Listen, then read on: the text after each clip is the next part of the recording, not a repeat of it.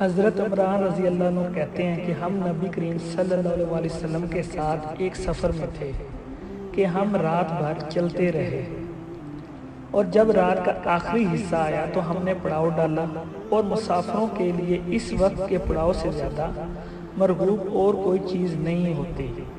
پھر ہم اس طرح غافل سو گئے کہ ہمیں سورج کی گرمی کے سوا کوئی چیز بیدار نہ کر سکی۔ سب سے پہلے بیدار ہونے والا شخص فلاں تھا، پھر فلاں، پھر فلاں۔ ابو رجا نے سب کے نام لیے۔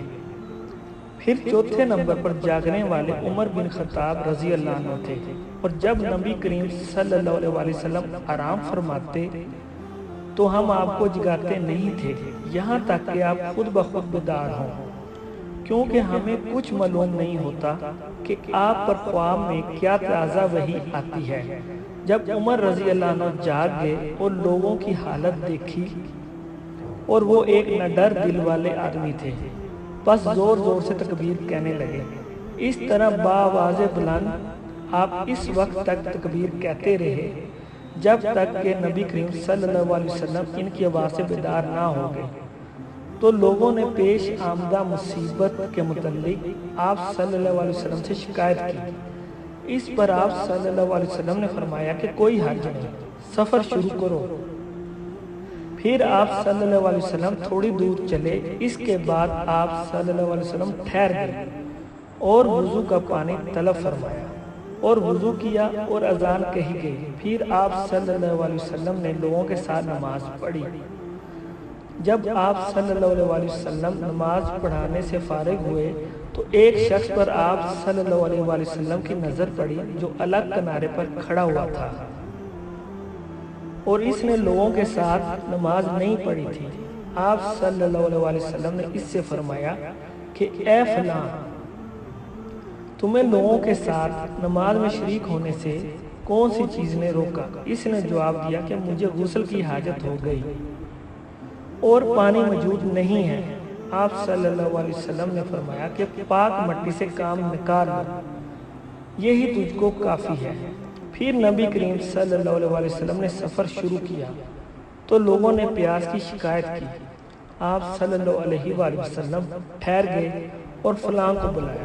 ابو رجا نے ان کا نام لیا تھا لیکن اوف کو یاد نہیں رہا، اور علی رضی اللہ عنہ کو بھی طلب فرمایا۔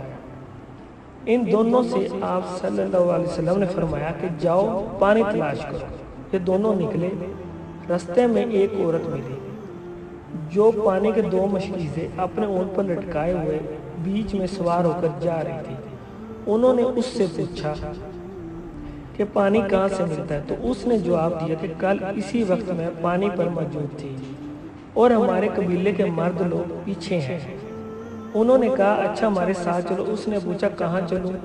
انہوں نے کہا رسول اللہ صلی اللہ علیہ وسلم کی خدمت میں۔ اس نے کہا اچھا وہی جن کو لوگ صحابی کہتے ہیں؟ انہوں نے کہا یہ وہی ہیں جیسے تم کہہ رہے ہو۔ اچھا اب چلو۔ آخر یہ دونوں حضرات اس عورت کو نبی کریم صلی اللہ علیہ وسلم کی خدمت مبارک میں لائی اور سارا واقعہ بیان کیا۔ عمران نے کہا کہ لوگوں نے اسے اونٹ سے اتارا، پھر نبی کریم صلی اللہ علیہ وسلم نے ایک برتن طلب فرمایا اور دونوں مشکیزوں کے منہ اس برتن میں کھول دیے، پھر ان کا اوپر کا منہ بند کر دیا، اس کے بعد نیچے کا منہ کھول دیا، اور تمام لشکریوں میں منادی کرا دی گئی کہ خود بھی سیر ہو کر پانی پئیں اور اپنے تمام جانوروں وغیرہ کو بھی پلا لیں۔ بس جس نے چاہا پانی پیا اور پلایا۔ آخر میں اس شخص کو بھی ایک برتن میں پانی دیا جسے غسل کی ضرورت تھی۔ آپ صلی اللہ علیہ وسلم نے فرمایا لے جا اور غسل کر۔ وہ عورت کھڑی دیکھ رہی تھی اور اس کے پانی سے کیا کیا کام لیے جا رہے ہیں، اور اللہ کی قسم جب پانی لیا جانا ان سے بند ہوا تو ہم دیکھ رہے تھے کہ اب مشکیزوں میں پانی پہلے سے زیادہ موجود تھا۔ پھر نبی کریم صلی اللہ علیہ وسلم نے فرمایا کہ کچھ اس کے لیے کھانے کی چیزیں جمع کرو۔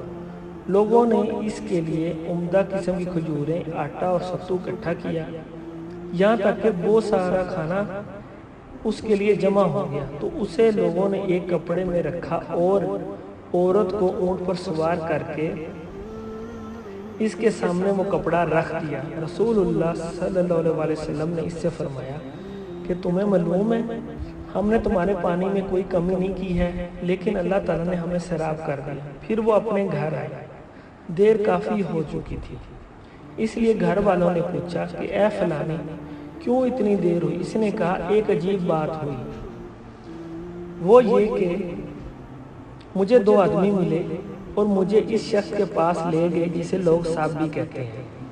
وہاں اس طرح کا واقعہ پیش آیا، اللہ کی قسم وہ اس اور اس کے درمیان سب سے بڑا جادوگر ہے، اور اس نے بیچ کی انگلی اور شہادت کی انگلی سے آسمان کی طرف اشارہ کیا۔